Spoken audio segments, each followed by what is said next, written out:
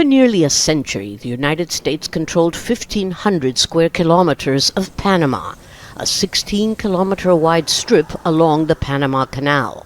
The former canal zone included 16 military bases to support U.S. operations in the region, including invasions. But while the U.S.-built canal was returned to Panama 25 years ago, since January, President Donald Trump has been vowing to take it back.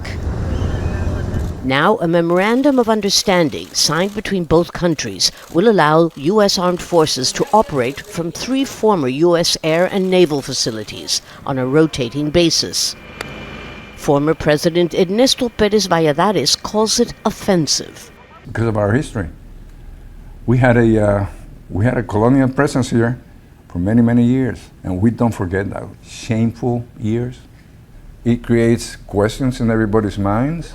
Both governments insist that the enhanced U.S. military presence will enable aerial and maritime interdiction missions and facilitate joint training with Panamanian police to protect the Panama Canal. In 1948, the Mackenzie Battery became part of the U.S. Army Jungle Training School, which was also used by U.S. Special Forces during the Cold War. But in 1999, all this, the Panama Canal Zone, was returned to Panama.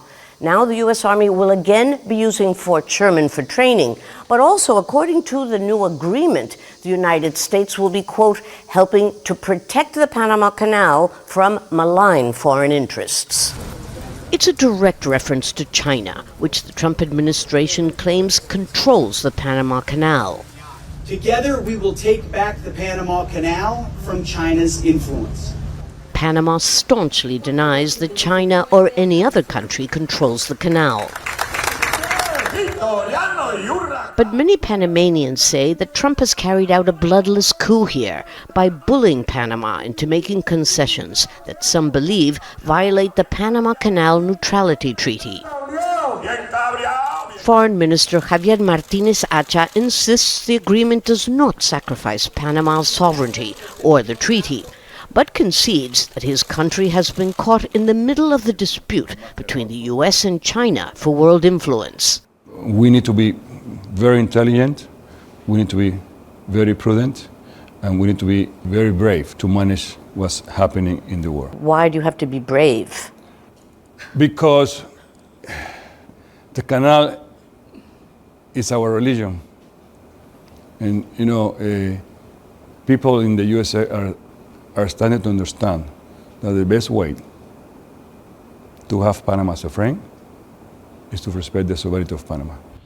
In the meantime, the U.S. Defense Department is boasting that it's got what it wants from Panama. Perhaps enough to take this country off Trump's radar. Lucia, Newman, Al Jazeera, Colón, Panama. Make sure to subscribe to our channel to get the latest news from Al Jazeera.